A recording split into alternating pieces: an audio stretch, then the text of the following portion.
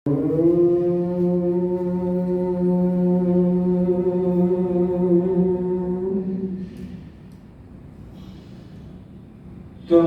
हीना पिता वसो, तुम माता सत्क्रतो बभूवित, अदाते सुमीमहे। ॐ सत्यं बृहत्तरितं मोग्रम् दीक्षातपो ब्रह्मयज्ञ पृथिवीं धारयन्ति। सानो भूतं च भव्यं च पत्नीं उरुलोकं पृथिवीं न कृणोत्। उरुलोकं पृथिवीं न कृणोत्।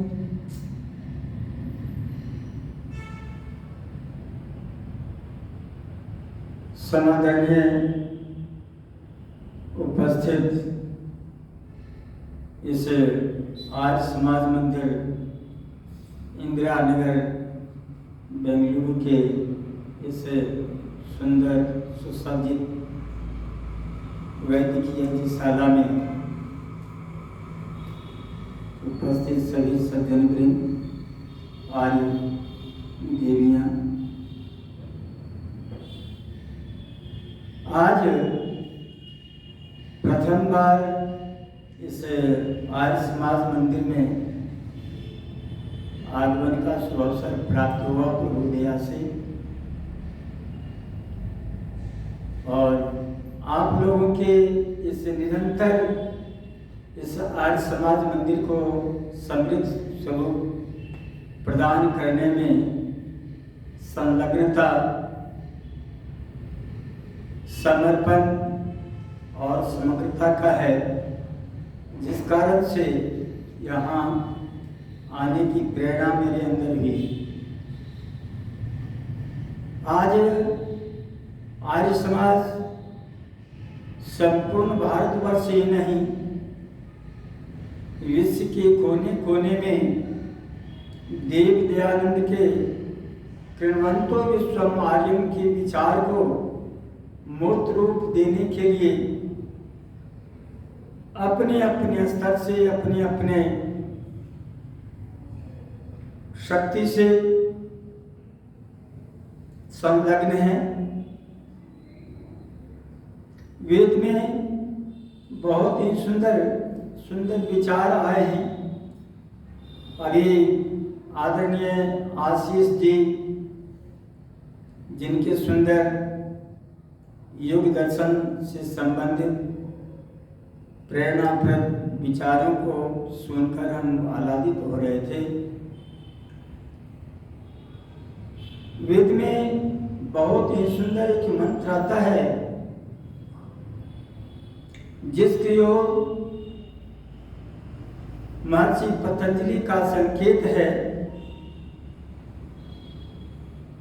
जिस गंतव्य को, जिस जीवन के मूल उद्देश्य को, जिस जीवन के जिस सबसे महनीय उद्देश्य को प्राप्त करने में जो बाधाएं आती है, उन बाधाओं के अंतर्गत एक वेद मंत्र अपने आप के प्रति चिंतन करने के लिए, अपने आप को उद्बुद्ध करने के लिए संकेत करता है, और अपने आप में एक प्रश्न भी है, और अपने आप में एक मूल्यांकन भी है, अपने आप में एक चिंतन भी है कि दुनिया कहाँ है,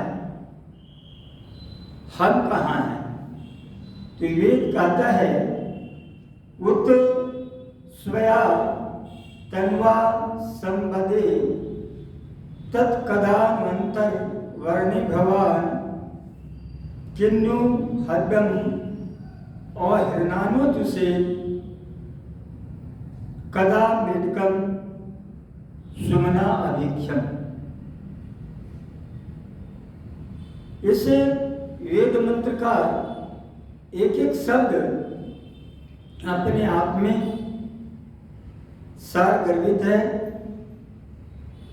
व्यक्ति जो अध्यात्म पथ का पथिक होकर जीवन में कुछ प्राप्त करना चाहता है, वो प्राप्त करने के लिए कुछ आगे बढ़ने का प्रयास भी कर रहा है, अपने आप से प्रश्न करता है कि वो स्वयं तन्वा संबदे।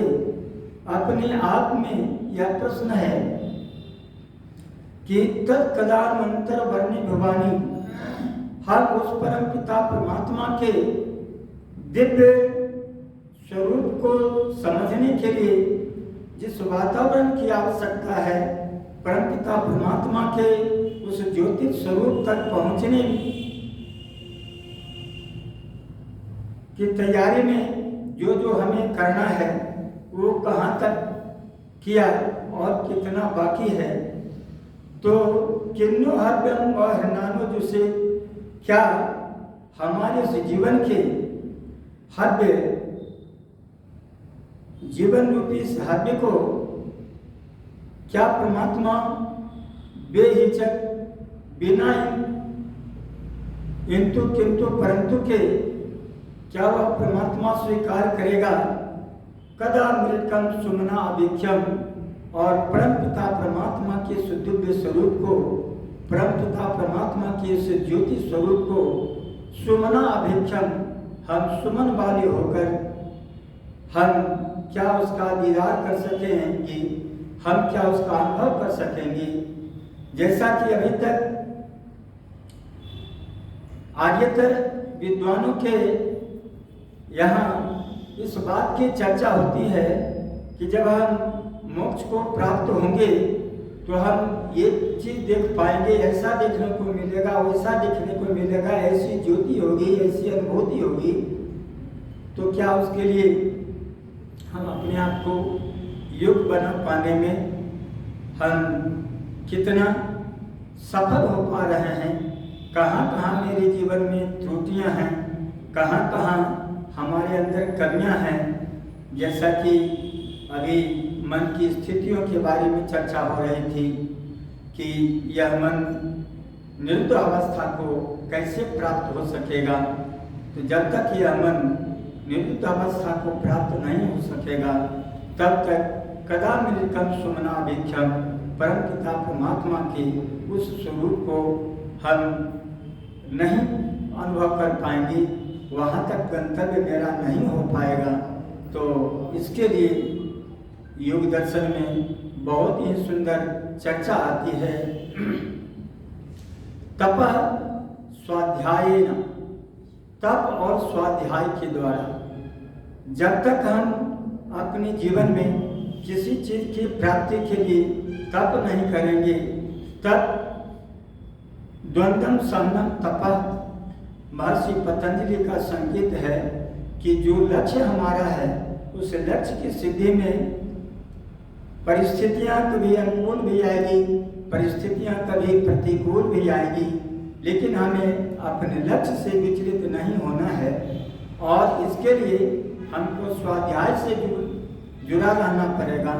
जब तक हम स्वाध्याय करते नहीं रहेंगे, वेद आदि सत्य ग्रंथों का और भी महर्षि मनु, कपिल, कनाद, पतंजलि आदि ऋषियों के ग्रंथों का अवलोकन और उससे अपने जीवन के व्यवहार का मिलान कि ऋषियों का क्या संकेत है जीवन जीने का, और हम उसमें अपने आप को कहाँ तक योग्य बना पाते हैं, इन सब विषयों पर चर्चा करते हुए जब हम अपने जीवन के दैनिक कार्यों को संपादित करते हैं, हम अपने जीवन के दायित्वों को पूरा करते हैं। हमारा दायित्व कुछ अपने प्रति होता है, कुछ अपने परिवार के प्रति होता है, समाज और राष्ट्र के प्रति होता है, कुछ विश्व के प्रति भी होता है। तब हम अपने उस उद्देश्य को पूरा कर सकेंगे। और देव दयानंद का जो यह कृणवंतो विश्वम आर्यम का जो उद्देश्य रख करके इस आर्य समाज की स्थापना का महनीय जो उद्देश्य था, उस उद्देश्य को पूरा करने में भी हम एक बिंदुवत या एक प्रकृति के छोटे से कणवत हम अपना योगदान भी दे सकेंगे। क्योंकि व्यक्ति व्यक्ति से परिवार बनता है, परिवार परिवार से समाज बनता है और समाज से राज्य और राष्ट्र का निर्माण होता है। तो इन्हीं चंद शब्दों के साथ अपनी वाणी को विराम देते हुए आप सबों को इतनी सुंदर व्यवस्था के लिए बहुत बहुत साधुवाद, धन्यवाद।